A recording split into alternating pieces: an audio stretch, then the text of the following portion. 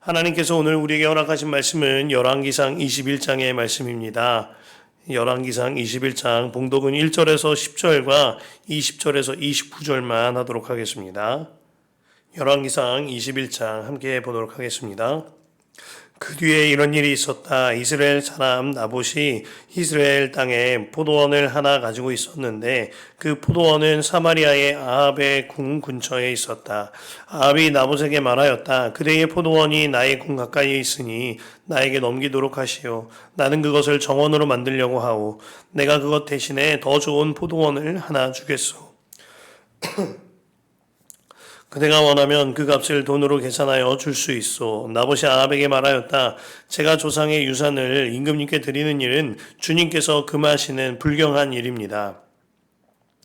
아합은 이스라엘 사람 나봇이 그 포도원을 조상의 유산이라는 이유로 양도하기를 거절하였으므로 마음이 상하였다. 화를 내며 궁으로 돌아와서 침대에 누워 얼굴을 돌리고 음식도 먹지 않았다. 그러자 그의 아내 이세벨이 그에게로 와서 무슨 일로 그렇게 마음이 상하여 음식까지 들지 않는지를 물었다. 왕이 그에게 대답하였다. 내가 이스라엘 사람 나봇에게 그의 포도원을 내게 넘겨주면 그 값을 돈으로 계산해 주든지 그가 원하면 그 대신 다른 포도원을 주든지 하겠다고 했는데 그는 자기의 포도원을 내게 줄 수가 없다고 하였소. 그 때문이요. 그러자 그의 아내 이세벨이 그에게 말하였다. 당신은 현재 이스라엘을 다스리는 임금님이 아니십니까? 일어나셔서 음식을 드시고 마음을 좋게 가지십시오. 내가 이스라엘 사람 나봇의 포도원을 임금님의 것으로 만들어 드리겠습니다. 그런 다음에 이세벨은 아합의 이름으로 편지를 써서 옥수에로 임봉하고 그 편지를 나봇이 살고 있는 성읍의 원로들과 귀족들에게 보냈다. 그는 편지에 이렇게 썼다. 금식을 선포하고 나봇을 백성 가운데 높이 앉게 하시오. 그리고 건달 두 사람을 그와 마주 앉게 하고 나봇이 하나님과 임금님을 저주하였다고 증언하게 한 뒤에 그를 끌고 나가서 돌로 쳐 죽이시오. 11절 말씀입니다. 그 성 안에 살고 있는 원로들과 귀족들은 이세벨이 편지에 쓴 대로 하였다. 20절에서 29절 함께 보겠습니다. 아합은 엘리야를 보자 이렇게 말하였다. 내 원수야, 네가 또 나를 찾아왔느냐? 그러자 엘리야가 대답하였다. 그렇습니다. 이렇게 또 찾아왔습니다. 임금님께서는 목숨을 팔아가면서까지 주님께서 보시기에 악한 일만 하십니다. 내가 너에게 재앙을 내려 일만 하십니다. 내가 너에게 재앙을 내려 너를 쓸어버리되 너 아합 가문에 속한 남자는 종이든지 자유인이든지 씨도 남기지 않고 이스라엘 가운데서 없애버리겠다. 네가 이스라엘 사람에게 죄를 짓게 해서 나를 분노하게 하였으니 내가 네 가문을 느밧의 아들 여로보암의 가문처럼 또 아히야의 아들 바하사의 가문처럼 되게 하겠다. 주님께서는 또 이세벨을 두고서도 개들이 이스라엘 성 밖에서 이세벨의 주검을 찢어 먹을 것이다 하고 말씀하셨습니다. 아합 가문에 속한 사람은 성 안에 죽으면 개들이 찢어 먹을 것이고 성 밖에서 죽으면 하늘의 새들이 쪼아 먹을 것이라고 하셨습니다. 자기 아내 이세벨의 충동에 말려든 아합처럼 주님께서 보시기에 이렇게 악한 일을 하여 자기 목숨을 팔아버린 사람은 일찍이 없었다. 아합은 주님께서 이스라엘 자손의 눈앞에서 쫓아내신 그 아모리 사람이 한 것을 본받아서 우상을 숭배하는 매우 혐오스러운 일을 하였다. 아합은 이 말을 듣고는 자기 옷을 찢고 맨몸에 굵은 베옷을 걸치고 금식하였으며 누울 때에도 굵은 베옷을 입은 채로 눕고 또 일어나서 거닐 때에도 슬픈 표정으로 힘없이 걸었다. 그때에 주님께서 디십 사람 엘리야에게 말씀하셨다. 너는 아합이 내 앞에서 겸손해진 것을 보았느냐? 그가 내 앞에서 겸손해졌기 때문에 나는 그가 살아있는 동안에는 그에게 재앙을 내리지 않고 그의 아들들에게 가서 그 가문에 재앙을 내리겠다. 아멘. 하나님의 말씀입니다. 주님 안에 참 좋은 목요일입니다. 우리가 목요일 여전하게 성전 기도를 비롯한 기도 운동이 이어지고 있습니다. 뿐만 아니라 저녁 9시쯤이 되면 주님 안에 합심 기도가 함께 할 수 있게 되어지지요. 이 기도 제목 붙들고 정말 기도하시는 저와 여러분 되시길 바라겠습니다. 그리고 매주 목요일마다 예수동행 집회가 이어지고 있습니다. 이를 위하여 중보하여 주시고 또 마음 다하여 임하시면 참 좋겠다 하는 마음을 주십니다. 오늘 말씀의 제목 아합을 통하여 나를 돌아봅니다 라는 제목으로 함께 말씀 나눌 텐데요. 제가 일전에 전도사로 이렇게 훈련받았던 교회에 처음 원서를 쓸 때였습니다. 그 지원서의 질문지 중에 이런 질문이 있었어요. 당신의 성격의 단점은 무엇입니까? 조금은 난감한 질문이었습니다. 하지만 거짓말을 쓸 수는 없으니까 진솔하게 저의 성격의 단점들을 낱낱이 고하고 있었어요. 다 쓰고 한번 읽어보는데 제 마음 가운데 주님이 정말 내 단점을 이렇게 열거하기를 원하실까 하는 마음이 드는 겁니다. 또 한 가지는 그들이 정말 원하는 대답이 이것일까 하는 생각이 드는 거예요. 그래서 다시 이제 쓰면서 거기다가 조금 더 덧붙여서 썼습니다. 주님이 이런 지혜를 주시는 것 같았어요. 덧붙여 썼어요. 그 덧붙인 글들이 이를 극복하기 위한 저의 진단과 또 노력과 또 이 단점을 장점으로 바꿀 수 있는 회전을 쓰기 시작하였습니다. 예를 들면 이런 겁니다. 저에게는 과도한 책임감이 있습니다. 사실 이는 주께서 만나게 하신 저희 아내와도 가장 깊이 상의하는 내용이기도 합니다.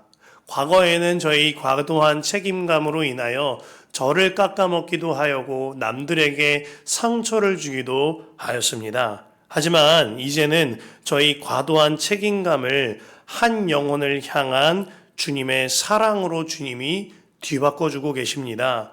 이런 식으로 원서를 가득히 채웠던 기억이 납니다. 이제는 꽤 오랜 시간이 지난 이야기이기는 합니다만 돌아보니 정말 주님께서 저로 하여금 저의 문제를 항상 점검하게 하셨고 또 거기서 만족하게 하시는 것이 아니라 점검한 문제에 대하여 돌이키게 하심으로 다루고 이끌어 주셔서 변화되게 하셨음을 깨닫게 되어집니다. 이처럼 주님께서는요, 우리가 신앙생활을 해갈 때 말씀과 기도를 통하여서 나 자신의 심령과 삶을 돌아보게 하십니다. 그러나 주님께서는 거기서 그쳐지게 하지는 않으십니다. 돌아보고 점검하였으면 이제는 정말 나의 심령과 나의 삶을 주님께로 초점을 맞추게 하셔서 변화되게 하시는데 주님의 목적이 있는 것이죠. 이것이 주님이 원하시는 길인 것입니다. 오늘 아합의 마지막 악행을 우리가 볼 수 있겠습니다. 그러나 이 아합의 악행을 통하여 나를 돌아보고 더 나아가 주님께 한 걸음 더 나아가게 되어지는 변화가 일어나는 새벽과 하루 되시기를 간절히 축복합니다. 아합은 나봇이라는 사람의 포도원이 탐이 났습니다. 아마 포도원이 굉장히 아름답게 가꾸어졌던 모양이에요. 나봇이라는 사람이 참 꼼꼼하고 그리고 말씀도 지키는 사람이었던 것 같습니다. 그리하여 나봇에게 값을 치르고 내가 그 포도원을 사겠노라 요청하지만 생각보다 나봇은 완강하였습니다. 하나님께로부터 약속받은 이 유산, 그리고 조상으로부터 물려받은 이 유산을 마음대로 팔거나 주게 되는 것은 하나님의 말씀에 위배된다라는 나봇의 이야기였습니다. 사실 나봇의 말이 하나님 편에서 맞는 말입니다. 구약시대에 특별히 가나안 땅에 들어가서 살게 된 이 왕국시대에 이스라엘 백성들에게 있어서 땅은 매우 중요한 일이었습니다. 왜냐하면 하나님의 언약이 그들이 차지한 땅에 깃들어져 있었기 때문입니다. 그 땅을 위하여서 언약의 땅을 위하여서 그들을 하나님께서 출애굽시키신 것이거니와 또한 언약의 땅을 위하여서 가나안 정복 전쟁을 치른 것이었습니다. 나봇은 이 하나님의 가치를 중요하게 여기며 아합의 요청을 거절했던 거죠. 그러나 아합은 하나님의 율법과 하나님의 언약의 가치 같은 것 안중에도 없는 것입니다. 아합에게는 나의 욕심, 나의 탐심, 내 눈에 좋은 것, 나를 만족시킬 만한 것, 이것으로 훨씬 더 중요하게 여겼습니다. 그로 인하여 이 아합은 내가 원하는 것을 갖지 못하자 매우 마음이 상하여서 화가 났다고 하였습니다. 그렇게 왕궁에 들어와 침상의 얼굴을 파묻고 우울하게 있는 모습이 어쩜 그렇게 어린애같이 속상한지. 이를 보던 아합의 아내 이세벨이 그의 근심하는 이유를 듣자 이세벨이 너무나도 가볍게 말하는 겁니다. 당신은 이 나라의 왕이니 왕답게 갖고 싶은 것 가지시라. 죽여서라도 가지면 된다라는 취지의 이세벨의 마음이었습니다. 그리고 아합과 이세벨이 행한 일이 매우 악하죠. 9절에서 11절입니다. 이세벨이 그는 편지에 이렇게 썼다. 금식을 선포하고 나봇을 백성 가운데 높이 앉게 하시오. 그리고 건달 두 사람을 그와 마주 앉게 하고 나봇이 하나님과 임금님을 저주하였다고 증언하게 한 뒤에 그를 끌고 나가서 돌로 쳐서 죽이시오. 그 성 안에 살고 있는 원로들과 귀족들은 이세벨이 편지에 쓴 그대로 하였다. 정말 무서운 여인과 악한 왕입니다. 결국 그들은 나봇에게 없는 죄를 뒤집어 씌워서 불량배를 동원하여 나봇을 죽입니다. 포도원 하나 가지려고요. 더 끔찍한 것은 그 과정에 하나님의 이름을 들먹이면서 이 악행을 행했다는 것이거니와 자신들의 탐욕으로 인하여 나봇을 가차없이 죽였다라는 겁니다. 이 아합과 이세벨의 탐욕과 거짓 그리고 살인을 보면서 도무지 이해할 수 없는 부분이 있습니다. 아합은요, 일국의 왕이 아닙니까? 그가 지금 모든 부귀영화를 다 누리고 있단 말입니다. 그러면서도 그 작은 포도원 하나 두고 그것을 탐내고 그것을 가지려고 온갖 악행을 다 행하고 있다는 것입니다. 뭐가 그토록 탐이 날까요? 뭐가 그렇게 부족할까요?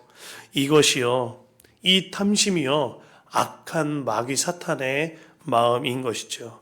밑 빠진 독처럼 채워도 더 채우고 싶은 해결되지 않는 갈망이 이 죄악의 갈망인 것입니다.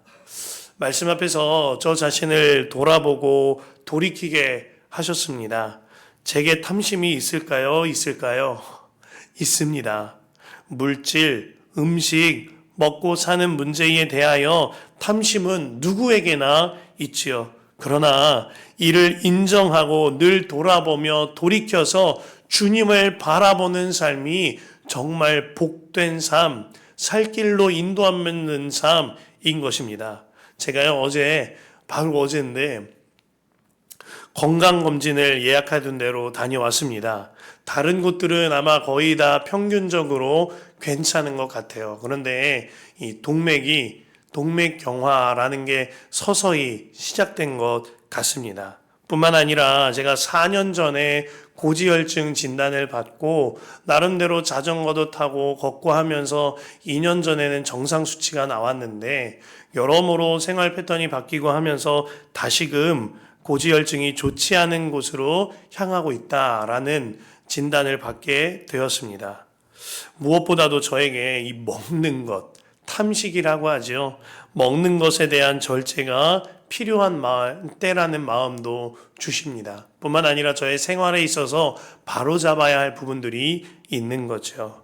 교회 사이에서 성경과 교부들이 오랜 기간 경계했던 치명적인 7가지 죄악이 있습니다.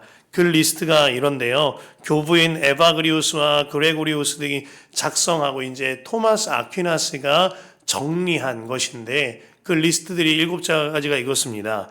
분노, 시기, 나태, 탐욕, 그리고 탐식. 탐심과 탐식이 함께 있다는 것에 좀 주목할 필요가 있습니다. 그리고 정욕과 교만이 이것입니다.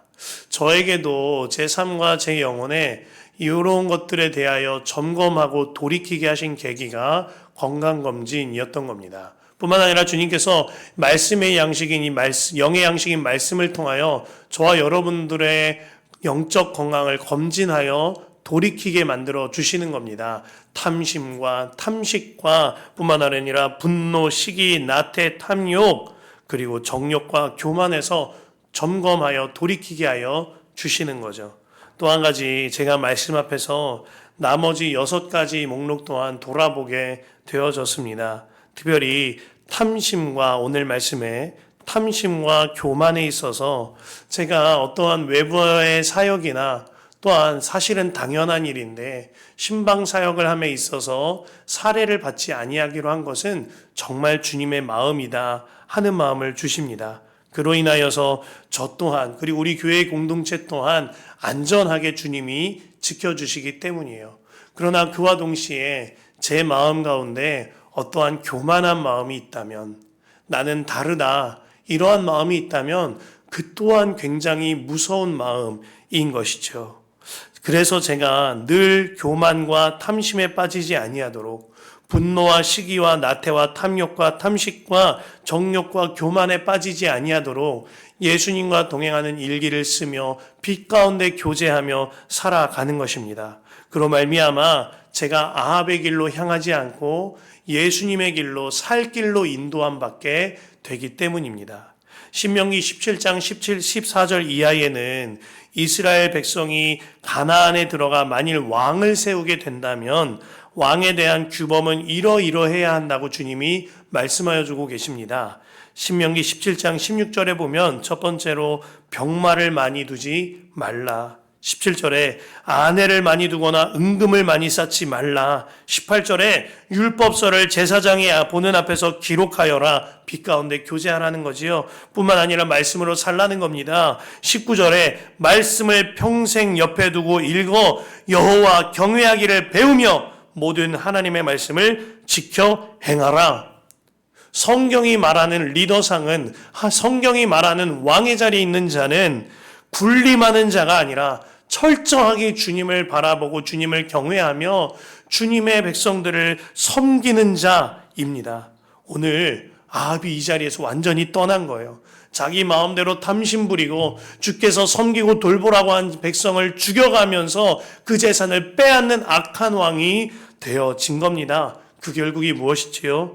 25에서 26절에 이렇게 악행하여 자기 목숨을 팔아넘긴 자는 없다는 무시무시한 평가를 받게 되어집니다. 뿐만 아니라 엘리야를 통하여 네 가문을 쓸어버리겠고 없애버리겠으며 성 안에서 죽으면 개들이 찢어먹고 성 밖에서 죽으면 하늘의 새들이 쪼아먹을 것이라는 엄청난 무서운 하나님의 저주를 듣게 되어집니다. 나의 악한 죄와 탐심과 삶을 점검하지 않고 돌이키지 아니하므로 여전하게 탐심과 살인에 물들어져 있는 상태가 너무너무나 위험천만한 상태인 것입니다. 그래서 우리가 날마다 나의 영혼을 겸손하게 주님 앞에서 예수님과 동행하는 일기를 쓰며 빛 가운데 교제하자, 드러내자 말씀 드리는 거예요.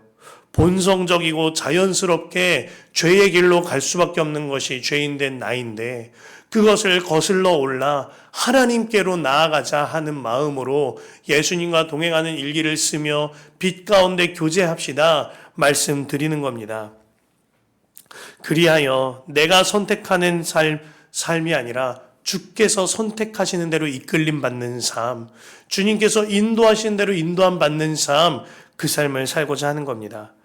빛 가운데 교제하며 예수님과 동행하는 일기를 쓰는 일이 처음에는 부끄럽습니다. 정말 그렇죠. 내 삶을 드러내는 일이니까 민망하기도 합니다. 하지만 영원히 버림받는 부끄러움보다는 지금 잠깐 부끄러움 당하는 일이 훨씬 더 나은 길 아니겠습니까? 힘겨울 때도 있습니다. 때로는 이 밤에 이 일기를 쓸 때 내 마음에 부딪힘이 있고 힘겨움이 생겨서 괴로울 때도 있습니다. 하지만 영원한 죽음으로 인하여서 영원히 괴롭고 힘겨운 길보다는 그 길이 더 나은 것 아니겠습니까?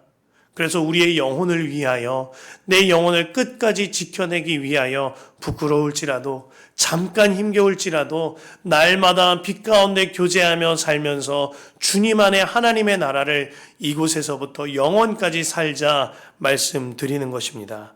아합은 마침내 하나님의 말씀을 듣고 돌이킨 것처럼 보여집니다. 27절 말씀이에요. 아합은 이 말을 듣고는 자기 옷을 찢고 맨몸에 굵은 베옷을 걸치고 금식하였으며 누울 때에도 굵은 베옷을 입은 채로 눕고 또 일어나서 거닐 때에도 슬픈 표정으로 힘없이 걸었다.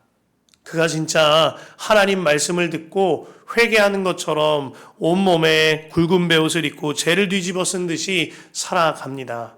그런데 저는 여기서 참 기가 막힌 게 우리 하나님의 반응이에요.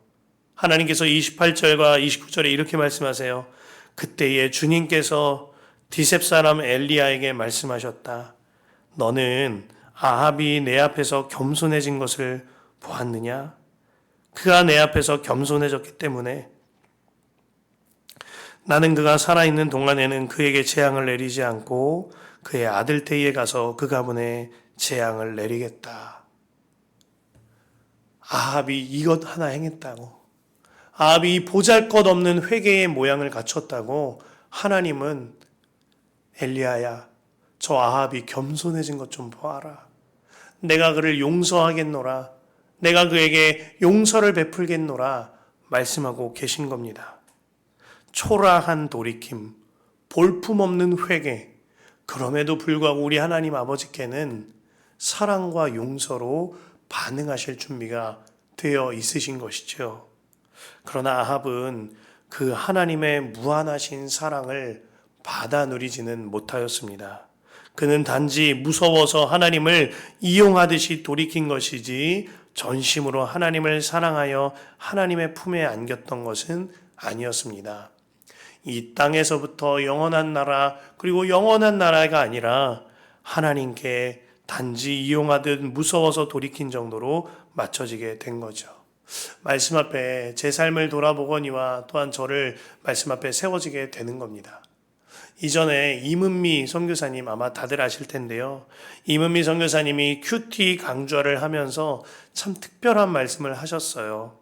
큐티의 첫걸음, 이 말씀 묵상의 첫걸음은 본문 말씀을 통하여 나의 죄를 깨닫는 것이 가장 첫 스텝이다라는 말씀이셨습니다. 정말 공감이 갔어요. 그런데 거기서 머물지 말라는 메시지를 주면서 이런 이야기를 하셨습니다.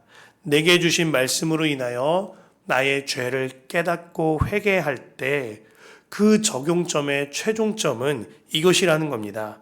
하나님, 이렇게 연약하고 죄인된 나까지도 주님이 죽기까지 사랑하셨다니, 이렇게 소망 없고 악한 나를 대신하여 십자가에 달려 죽으셨다니, 이런 날 대신하여 십자가에 못 박혀 죽으시고 부활하셔서 지금도 내 안에 살고 계시다니, 그 놀라운 사랑을 내가 받았구나. 여기에 제 적용점에 최종점이 있다라는 것입니다. 오늘 말씀을 통하여서는 이렇게 적용되는 겁니다. 아합 같은 나, 내가 정말 아합같이 탐심을 내고 남들을 판단하고 정죄하며 살인죄를 짓는 나인데 그런 나마저도 사랑하셔서 십자가에 대신 달려 죽으시고, 그런 나마저도 선택하시고 사랑하셔서 나를 죽기까지 사랑하신 그 은혜가 이렇게 크다니 너무나 감사합니다 고백하게 되어지는 거죠. 마침내 이렇게 고백하게 되는 겁니다. 하나님의 사랑과 은혜에 감사합니다. 제가 그 사랑과 은혜를 누리면서 살기를 원합니다 라고 고백할 수 있는 거죠. 그렇습니다. 우리가 새벽마다 말씀 보고 말씀 기도합니다. 밤마다 예수님과 동행하는 일기를 씁니다. 그 최종점은 나를 사랑하시는 주님을 만나게 되어지는 거예요. 이 말씀은, 그리고 그 주님은 누구를 향한 말씀이 아니라 바로 나에게 주신 하나님의 사랑의 말씀인 것이죠. 사랑하는 성도 여러분, 아합 같은 나를 대신하여 주님이 죽으셨습니다. 그로 말미암아 나로 하여금 예수님과 동행하며 하나님의 나라를 살게 하여 주셨습니다.